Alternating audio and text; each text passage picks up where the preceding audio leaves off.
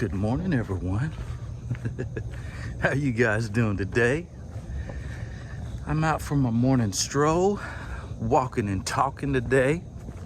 One thing came to mind this morning that I just want to touch on.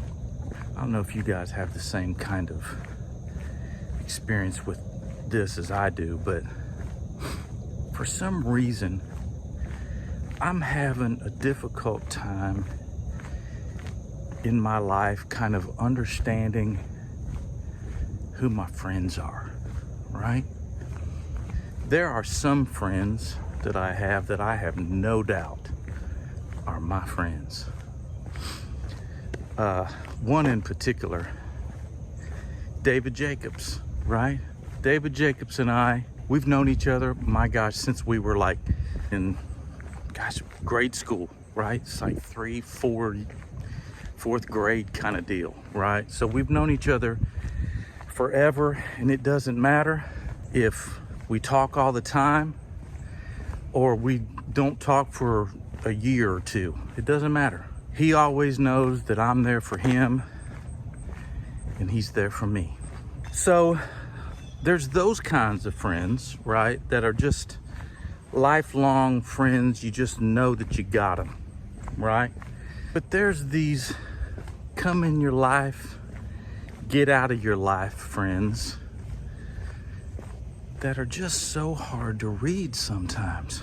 I think that it all depends on what you can give to them. If they don't get enough from you, they're to the next friend, right? What is it about that, right? When I was a kid, people were loyal, man. It seems that as I've gotten older, friends, man, they just, or should I say, acquaintances almost, because they're not friends at all. As soon as you can't give them something, they gone. And man, I tell you, if you guys are like me, I got no time for that, man. I just don't. There are too many good people in this world to be dealing with those kind of people. But it seems to me, now again, I'm in the music business, right? In Nashville, Tennessee. Since I've been in this town, you just don't know who your friends are. You just don't. You may think you know, but you don't really know. Most of them are out for themselves, out for the almighty dollar, what kind of song you can give them, what kind of job you can give them. And if you can't, they don't want to have anything to do with you. And they make up these weird excuses, man. You know, like you'll call them up for a favor, you know. Which, listen, that's what friends are for, right? I mean, it's like, you know, being able to call on somebody. If a friend were to call on me and say, hey, Brady, man, I need to borrow $100, $500 or something. I'd be like, dude, where can I meet you? Right? Where can I meet you? If you're down on your luck or something like that, by God, I'll help you, man. That's what friends are for. That's what a good Christian heart will do too. You know, just to be there for somebody. So whenever I call somebody and ask for any kind of favor, first of all, I don't do it. I don't call and ask for favors very much. I just don't. Because of my experience with it. Most of the time, you're going to get some hem-haw kind of thing. Well, man, you know, I love you so much, but I just don't have that kind of money right now. Or, well, listen, I'm supposed to be over at so-and-so's and I'm not going to be able to come out and support you or whatever the case may be. I'm sorry, man, da-da-da-da. It's just so typical of this business, of the music business, man. Throughout the years, I've made my living at writing songs, right? That's how I do my thing. I feel I'm pretty good at it. I'm not the best, but I think I'm pretty good at it. So there's these things called publishing deals in town, right? Where you sign with a publishing company. They provide a song plugger for you to get your songs into the hands of artists or producers or managers or whatever the case may be, and get the song recorded or cut, as they say.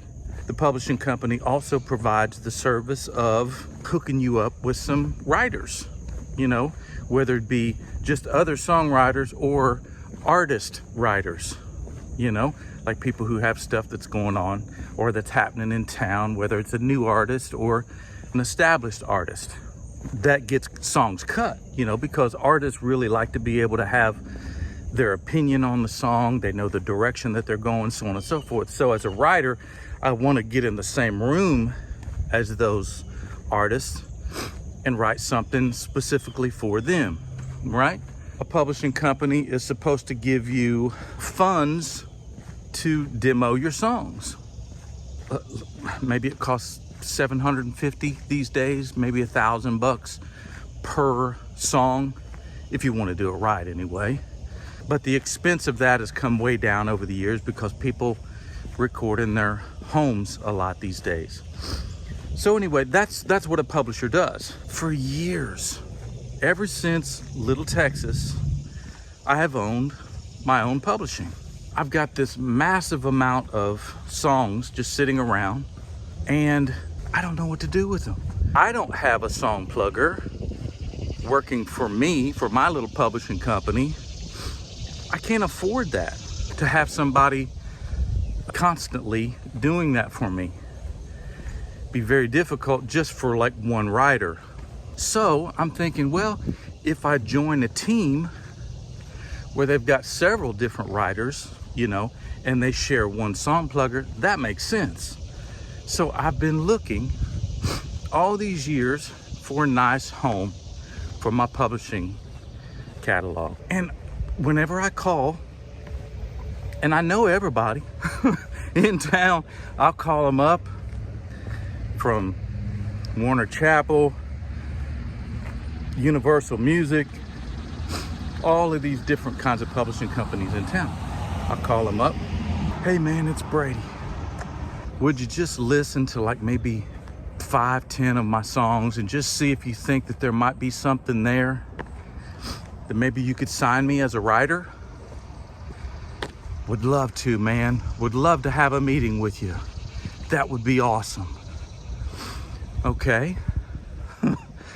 And then I'm waiting. I'm like, well, good, man. Now this has happened, I'd say 20, 30, 40 times over the last 10, 15 years. Yeah, man, let's line up a meeting.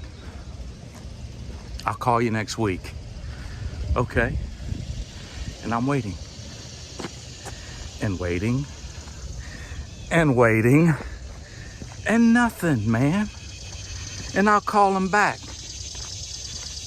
Nothing. I'll email them.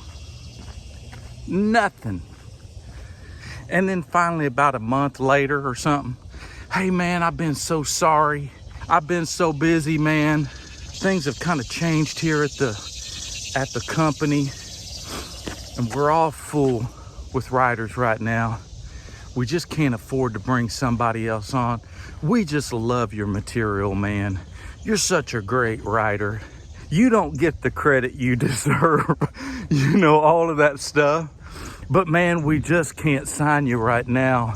We love you, man. Thanks. Appreciate it.